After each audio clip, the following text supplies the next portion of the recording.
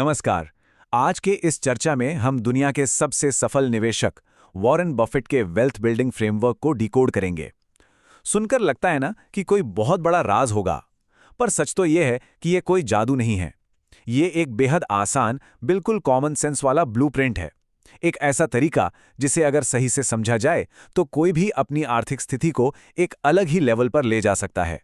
तो चलिए, बिना किसी देरी के इस एक्सप्लेनर को शुरू करते हैं। So the crucial point is, stock market आखिर काम कैसे करता है, पैसा कहां से निकलकर कहां जाता है। वॉरेन बफेट का ये एक बहुत ही मशहूर कोट है और ये सच में पूरी पिक्चर क्लियर कर देता है। उनका मानना है कि शेयर बाजार जल्दबाजी करने वालों की जेब से पैसा निकालकर सब्र रखने वालों की जेब में डालने का एक यंत्र है, एक मशीन है।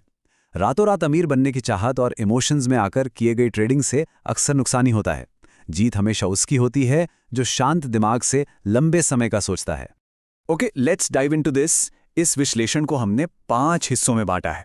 पहले हम समझेंगे एक निवेशक के सफर को, फिर वैल्यू इन्वेस्टिंग की फिलॉसफी को, उसके बाद बर्कशायर हैथवे के साम्राज्य की बात करेंगे, फिर सफलता के असली राज खोलेंगे और आखिर में शुरुआती निवेशकों के लिए एक प्रैक्टिकल ब्लूप्रिंट तैयार करेंगे।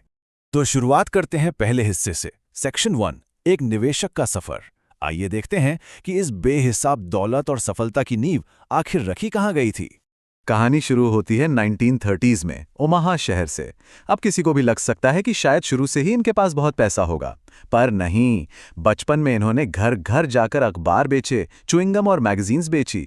और सबसे हैरानी की बात पता है क्या है? इन्होंने अपना पहला स्टॉक्स सिर्फ और सिर्फ 11 साल की उम्र में खरीद लिया था। सोचिए जरा, 11 साल। टीनेजर बनने तक उन्हें बिजनेस और निवेश की इतनी गहरी समझ आ चुकी थी जितनी शायद बड़े बड़े प्रोफेशनल्स को भी एक उम्र के बाद नहीं होती। एक मजबूत फाउंडेशन यहीं से बननी शुरू हो चुकी थी। अब बढ़ते हैं दूसरे हिस्से की तरफ, सेक्शन 2, वैल्यू इन्वेस्टिंग की फिलॉसफी। यहां से असली ब्लूप्रिंट आकर लेना शुरू करता है। तो ये वैल्यू इन्वेस्टिंग का कॉन्सेप्ट आया कहां से? एक बहुत ही कमाल की किताब है, द इंटेलिजेंट इन्वेस्टर, जिसे बेंजामिन ग्राहम ने लिखा है। ये किताब वॉरेन बफेट की जिंदगी की सबसे बड़ी नॉलेज इन्वेस्टमेंट बन गई। इस एक किताब ने उनका देखने का नजरिया ही बदल दिया। उन्हें समझ आ गया कि स्टॉक मार्केट कोई चलता फिरता कैसीनो नहीं है जहां आप दांव लगाते हैं, बल्कि जब आप शेयर खरीदते हैं तो आप दरअसल उस बिजनेस में हिस्सेदारी ले रहे होते हैं। बेंजामिन ग्राहम को अपना गुरु मानकर उन्हें उम्र भर के लिए एक ठोस और सॉलिड इन्वेस्टिंग ब्लूप्रिंट मिल गया। And this brilliantly illustrates value investing के 3 सबसे असरदार और सिंपल नियम। पहला नियम, हमेशा अच्छी और मजबूत कंपनियों को चुनें और कोशिश करें कि उन्हें कम दाम पर खरीदें। दूसरा, अपने निवेश को कुछ हफ्तों या महीनों के लिए नहीं बल्कि सालों तक होल्ड करके रखें। और तीसरा, जो सबसे जरूरी है, जब मार्केट में उतार चढ़ाव आए तो डर कर या इमोशनल होकर आर्थिक फैसले बिल्कुल ना लें। असली दौलत और सफलता इन्हीं 3 कदमों की मजबूती पर टिकी हुई है। यह सुनने में आसान लगता है, पर इस पर टिके रहना ही असली खेल है। अब आते हैं हमारे तीसरे सेक्शन पर, सेक्शन 3, बर्कशायर हैथवे का साम्राज्य। देखते हैं कि ये फिलॉसफी इतने बड़े स्केल पर कैसे काम करती है। ये बात सुनकर किसी को भी हैरानी हो सकती है कि आज की तारीख में दुनिया की सबसे मशहूर और विशाल इन्वेस्टमेंट कंपनियों में से एक बर्कशायर हैथवे शुरुआत में दरअसल एक कपड़े बनाने वाली कंपनी थी, और वो भी ऐसी वैसी नहीं, बल्कि एक डूबती हुई, नाकाम होती हुई टेक्सटाइल कंपनी। सही वक्त पर लिए गए फैसले और धैर्य ने कैसे एक बंद होती बिजनेस को दुनिया का सरताज बना दिया, ये सच में किसी चमत्कार से कम नहीं लगता। पर दोस्तों, ये चमत्कार नहीं, प्योरली स्मार्ट इन्वेस्टिंग थी। अगर आज इस कंपनी के पोर्टफोलियो पर नजर डालें तो इसमें कोका कोला, एप्पल और अमेरिकन एक्सप्रेस जैसे बड़े और जाने माने ब्रांड शामिल हैं। लेकिन एक कंपनी जिसका जिक्र करना यहां बहुत जरूरी है, वो है गाइको इंश्योरेंस कंपनी। गाइको सच में इनके लिए एक बहुत बड़ा वेल्थ ग्रोथ इंजन साबित हुई है। इन सारी मजबूत कंपनियों में लंबे समय तक अपना विश्वास और पैसा लगाए रखने का ही तो नतीजा है कि आज हम ऐसी आश्चर्यजनक वेल्थ को देख पा रहे हैं। अब वक्त है चौथे हिस्से का, सेक्शन 4, सफलता के राज। यहां हम उन अनसीन फोर्सेस की बात करेंगे जो इस वेल्थ को ड्राइव करती हैं।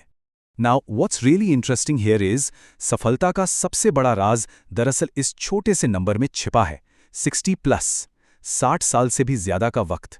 ये किसी एक रात या एक साल का कमाल नहीं है, ये लगातार बिना रुके किए गए निवेश का नतीजा है।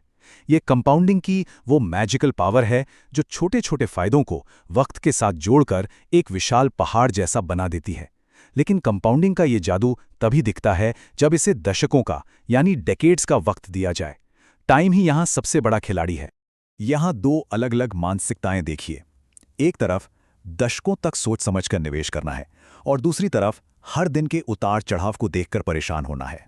सोचिए, जब मार्केट क्रैश होता है तो आमतौर पर क्या होता है? चारों तरफ पैनिक फैल जाता है, लोग डर के मारे अपने शेयर्स बेचने लगते हैं। लेकिन इस ब्लूप्रिंट की फिलॉसफी बिल्कुल अलग है।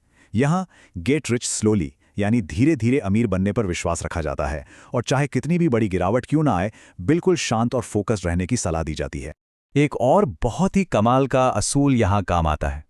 एक शानदार कंपनी को उचित दाम पर खरीदना कहीं ज्यादा बेहतर है बजाय एक आम कंपनी को बहुत सस्ते दाम पर खरीदने के। ये एक ऐसी विचारधारा है जो सस्ते की तलाश करने और टॉप क्वालिटी बिजनेसेस ढूंढने के बीच का असली फर्क बताती है। असल में वैल्यू कचरे के दाम में खराब शेयर्स उठाने में नहीं है। असल वैल्यू तो अच्छी क्वालिटी वाली कंपनियों को एक फेयर प्राइस, एक सही दाम पर खरीदने में है। और पता है सबसे दिलचस्प बात क्या है? ये सिर्फ फाइनेंशियल नियम नहीं है, ये दरअसल जीने का एक पूरा तरीका है। अरबों डॉलर की दौलत होने के बावजूद एक बेहद सादगी भरी जिंदगी। यहां तक कि ब्रेकफास्ट में आज भी वही सिंपल खाना और एक कोका कोला चल जाता है। रोजाना घंटों तक किताबें और रिपोर्ट्स पढ़ना, मार्केट के लालच से खुद को बिल्कुल दूर रखना और हमेशा हमेशा लॉन्ग टर्म का सोचना। आर्थिक कामयाबी सचमुच इस संजीदा और अनुशासित पर्सनल लाइफ का ही एक आईना है। चलिए अब आते हैं हमारे आखिरी पड़ाव पर, सेक्शन 5, शुरुआती निवेशकों के लिए ब्लूप्रिंट। सारी बातों का निचोड़ आपको यहां मिलेगा। चलो आगे बढ़ते हैं और देखते हैं कि एक मजबूत फाउंडेशन कैसे बिल्ड करता है। ये हैं कुछ सटीक, कंप्लीटली एक्शनेबल टेकअवेज बिगिनर्स के लिए।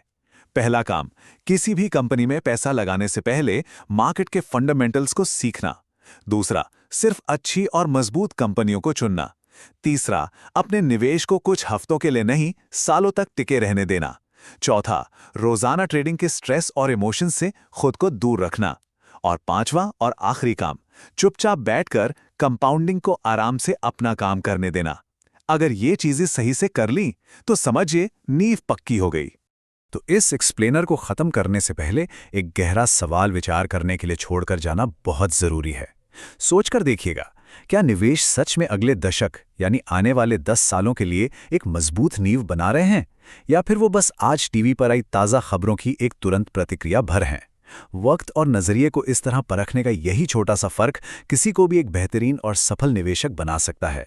आज की इस चर्चा में जुड़ने के लिए आप सभी का बहुत बहुत शुक्रिया।